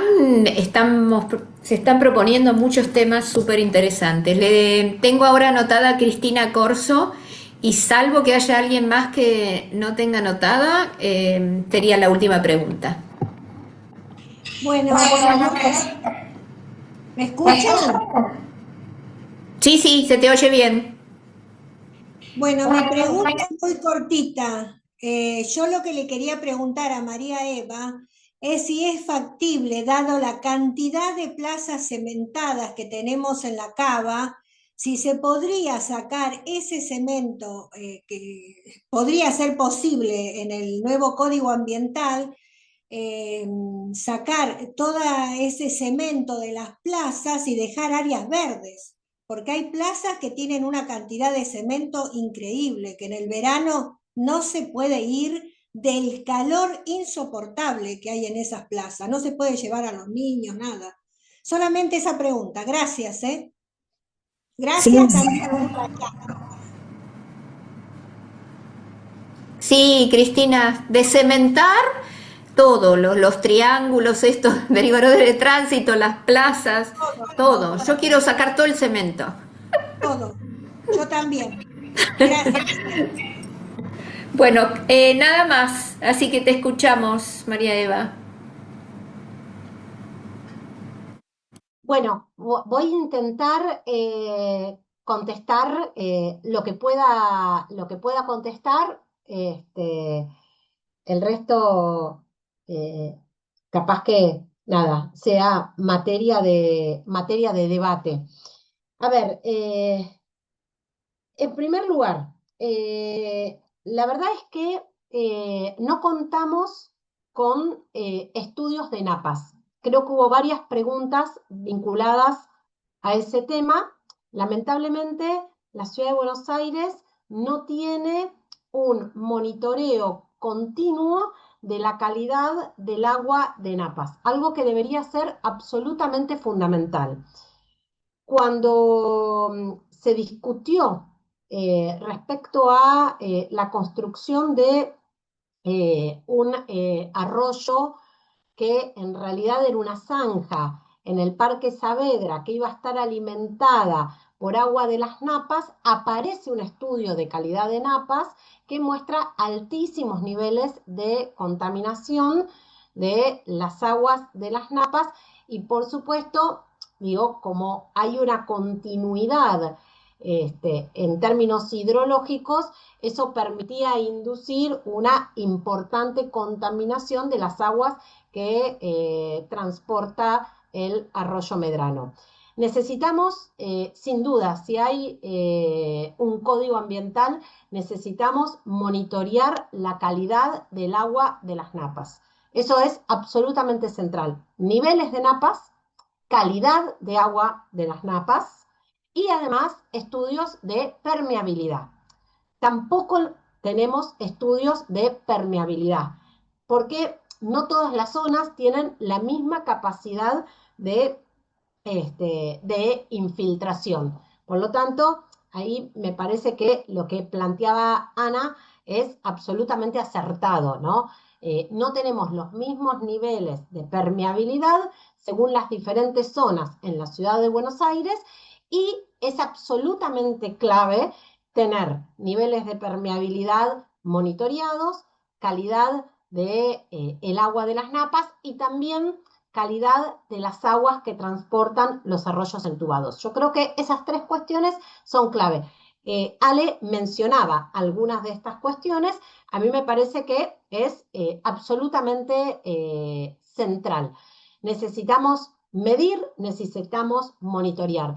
Tampoco tenemos un monitoreo continuo de la calidad del agua del Río de la Plata, que también varía a lo largo de su costa. Es absolutamente clave que podamos entonces monitorear la calidad del agua del Río de la Plata a lo largo de toda su costa.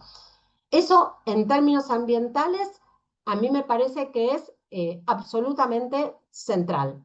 Porque, digo, si no, cuando hablamos de implementar algún tipo de solución, si no tenemos medida el nivel de las napas, la calidad del agua de las napas, los niveles de permeabilidad, es muy difícil que implementemos tecnologías que sean eficientes. Por supuesto que yo ahí también coincido con Ana. No se puede sobredensificar en aquellas zonas de tierra que se le ha ganado al río.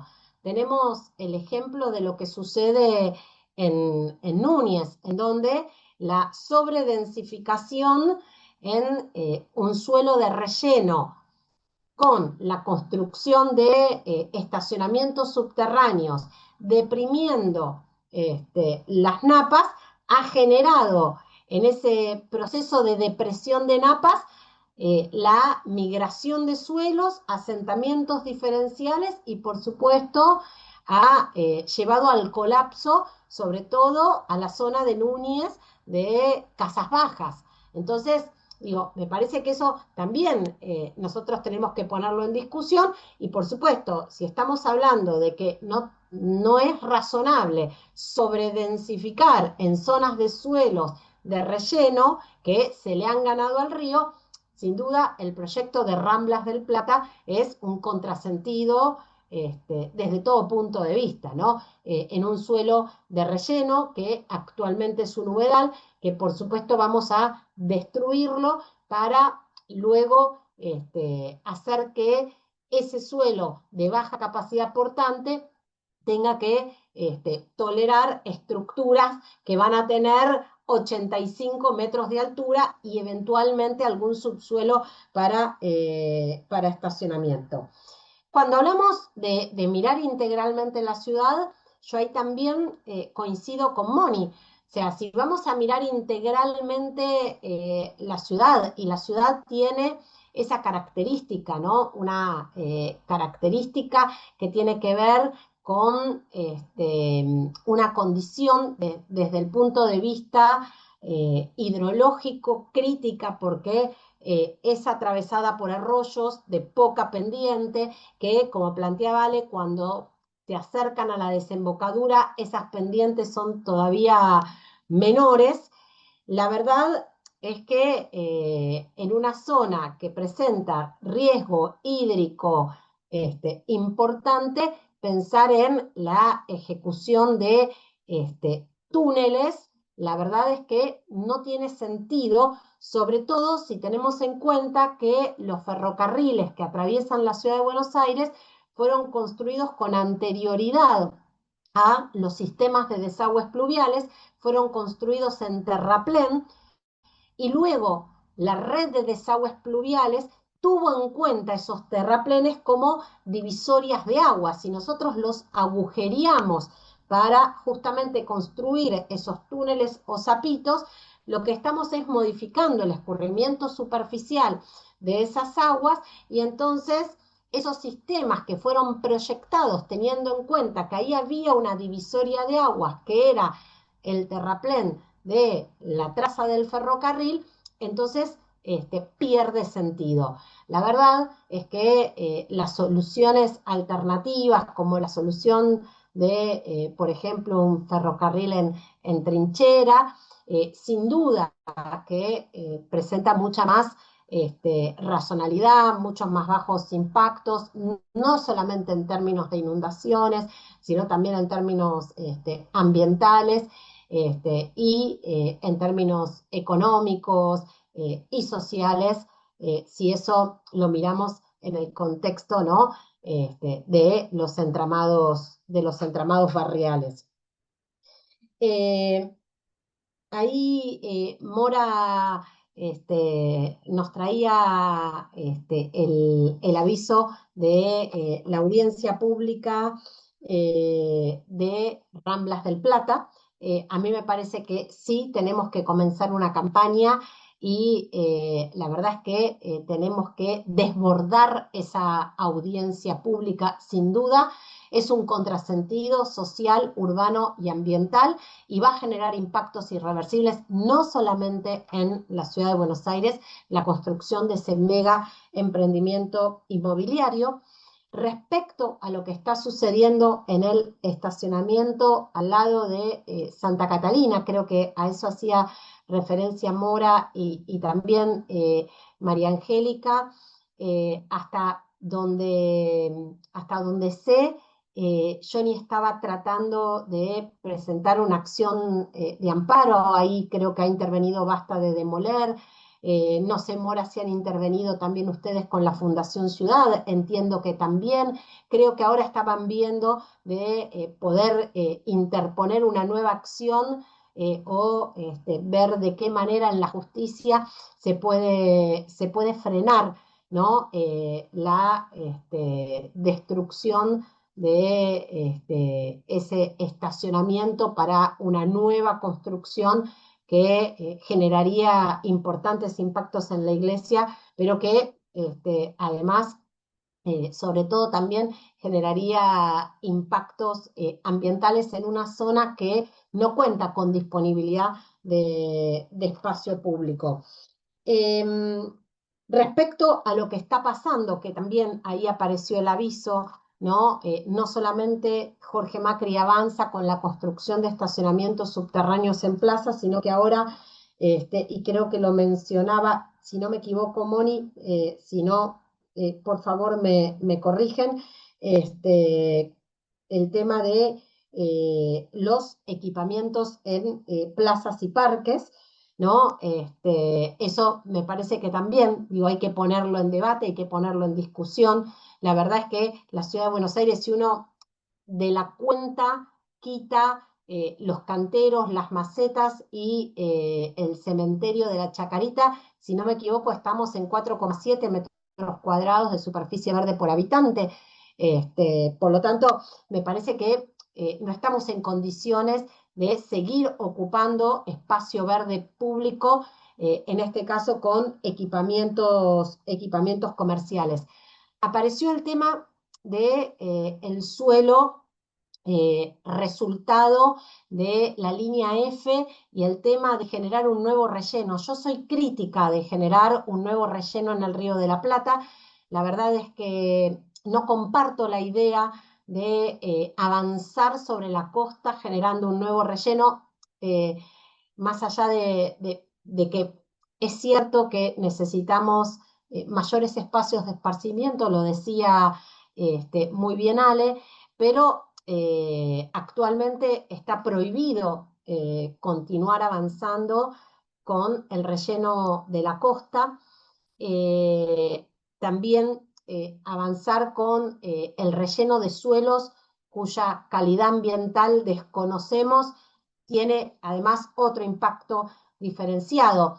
Avanzar rellenando la costa y ocupando el espacio que le pertenece al río modifica toda la hidrodinámica fluvial y eso la verdad es que genera, ¿no?, impactos, corrientes internas e impactos. Yo creo que en todo caso la tierra, resultado de la construcción de la línea F, tendrá que tener su debida disposición final donde corresponda, pero no creo que tengamos que continuar avanzando en el relleno de la costa ocupando el espacio que le pertenece al río. Me parece que sí, lo que necesitamos es recuperar la costa, ¿no? Y eso tiene que ver con terminar con las concesiones que han sido prorrogadas de manera ilimitada sobre el conjunto del borde costero. Respecto a si es razonable un reservorio o no en el Parque Saavedra, en principio la realidad es que los sistemas de retención de aguas de lluvia, lo adecuado o lo más eficiente es que puedan realizarse aguas arriba, no en la zona próxima a la desembocadura, pierde eficiencia. Uno de todas maneras puede pensar en ocupar parte del parque para hacer un pequeño reservorio, pero la verdad es que tiene mucho más impacto poder generar sistemas de retención de aguas de lluvia aguas arriba, es decir, sostener el agua aguas arriba para evitar que el agua llegue a los conductos y de esa manera aliviar los conductos. Yo me inclino más por esa idea. Bueno, ahora justamente Tecnópolis aparece como uno de los posibles espacios o predios que el gobierno nacional quiere vender, privatizar. Bueno, ahí hay un importante reservorio para la cuenca del Medrano, que se encuentra justamente aguas arriba, ¿no? El Parque Sarmiento también ha hecho la ampliación de sus reservorios y tiene ahora una importante capacidad de retención. Yo me inclino más por ese modelo y aparece la alerta del futuro de Tecnópolis, teniendo en cuenta que ahí tenemos un importante reservorio para la cuenca del Medrano. Hay cuestiones que sin duda son desafiantes y yo también coincido. A veces en una ciudad en donde lo que vemos es una gestión de gobierno totalmente mediocre que no puede gestionar absolutamente nada, pensar o desafiarnos en pensar en que deberíamos estar discutiendo cómo mejorar la gestión de las aguas de lluvia, incorporando nuevos paradigmas, es cierto que parece bastante utópico. Esto en relación a justamente lo que planteaba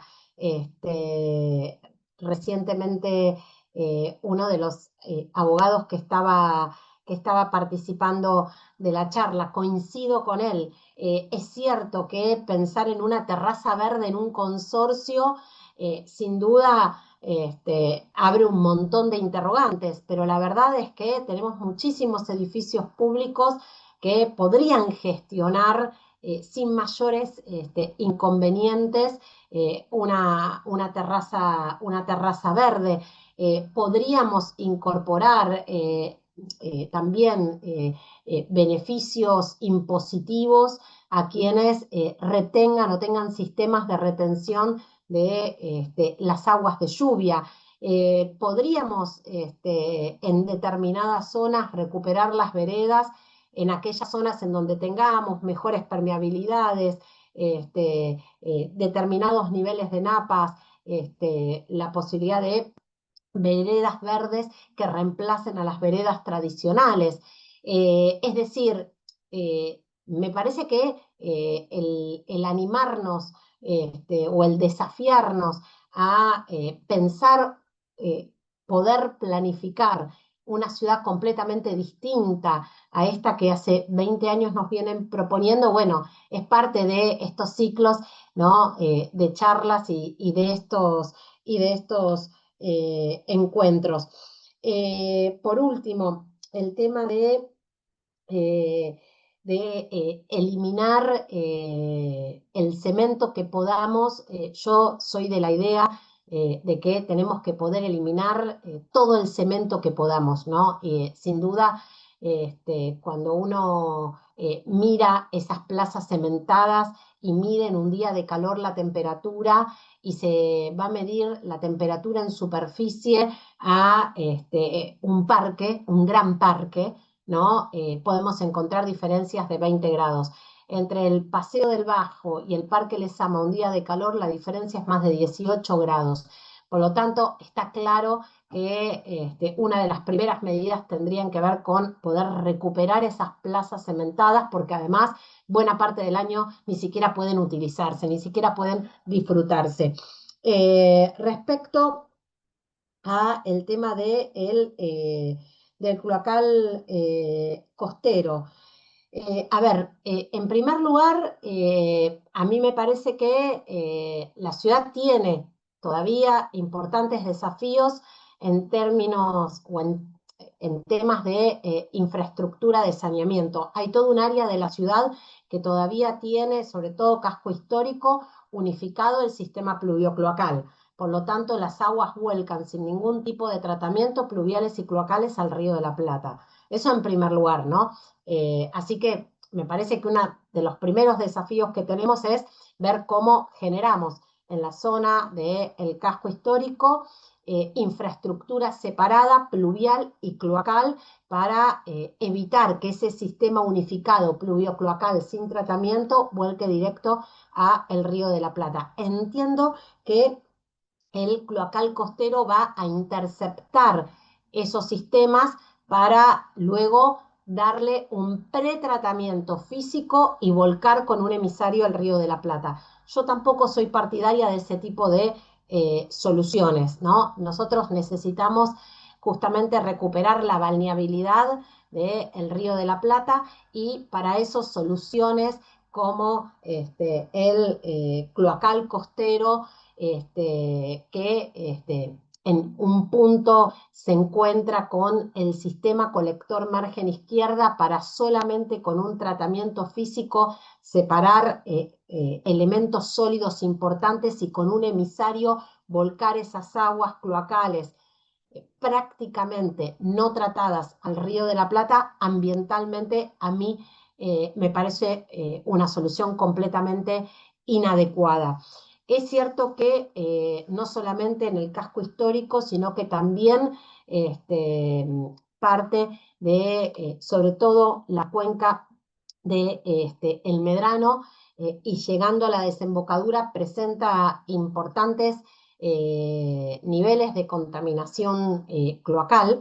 Por lo tanto, ahí también me parece que más allá de pensar en ese cloacal costero que le va a dar servicio a los grandes emprendimientos inmobiliarios ubicados en las tierras públicas costaneras, que deberían ser un biocorredor, lo primero que tendríamos que estar discutiendo es cómo controlamos y monitoreamos el agua que transportan los arroyos entubados para evitar esos vuelcos cloacales, que la mayoría de ellos son vuelcos que a veces hace la propia empresa prestadora, a veces hace algún municipio para justamente con esos espiches poder mejorar la capacidad del sistema cloacal y pluvial. Y bueno, por supuesto también hay algunos vuelcos clandestinos, pero me parece que necesitamos justamente poder terminar con esta lógica de que nuestros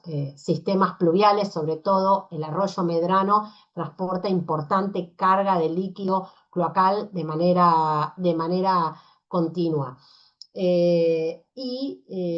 Creo que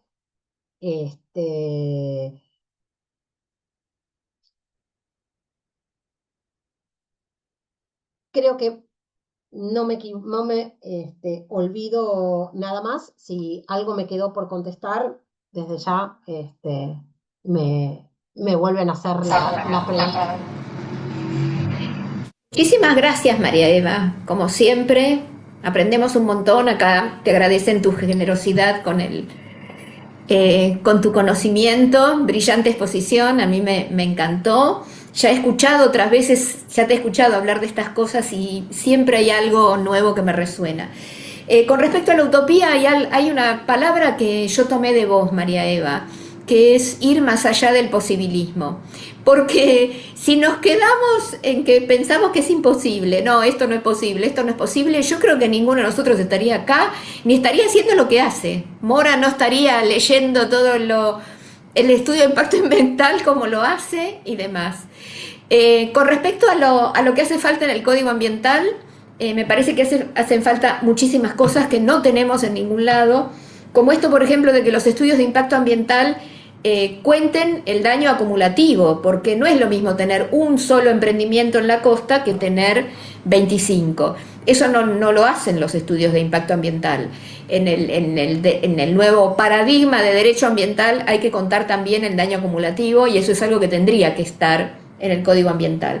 De todo lo que queremos, deseamos y hacemos para el Código Ambiental, cuanto más pensemos en que no es posible, menos vamos a poder obtener. Así que yo sigo caminando hacia la utopía.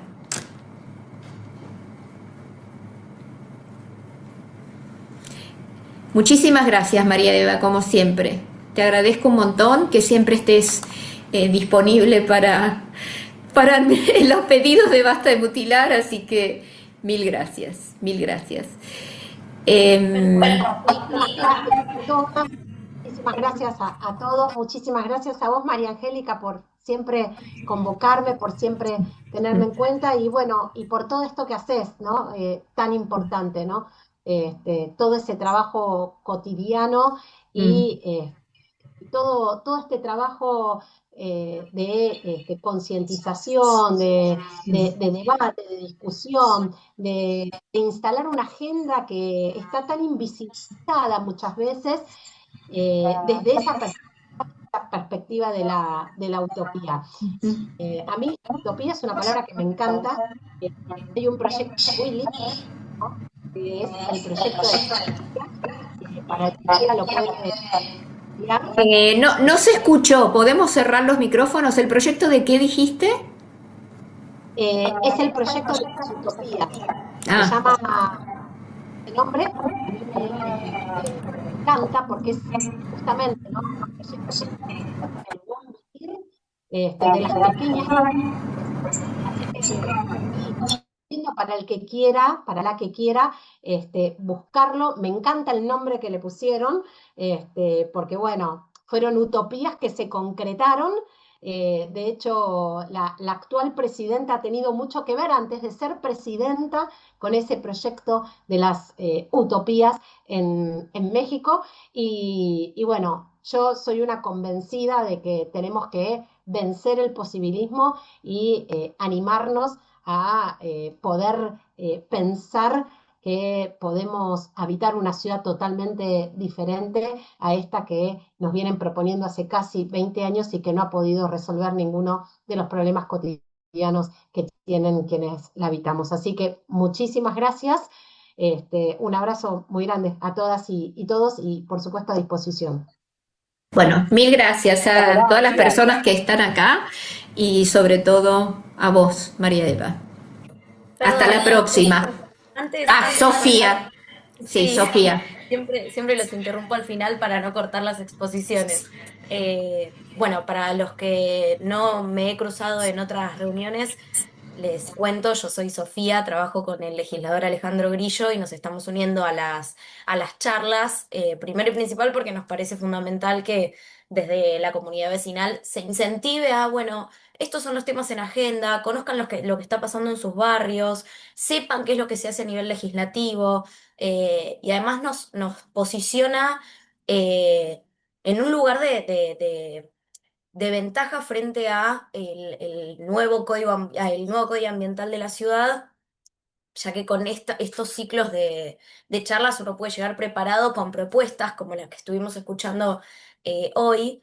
Así que quería agradecerles, que sepan que nosotros seguimos de este lado, que si no estoy yo, sigue habiendo otro compañero del despacho tomando nota, y agradecerles a María Angélica y a todos, y a Eva, que fue espectacular la exposición. Muchas gracias. Gracias, Sofía, por tu apoyo. Y lo único que quiero comentar es que alguien preguntó cómo sigue esto. La próxima es el lunes 8 de junio.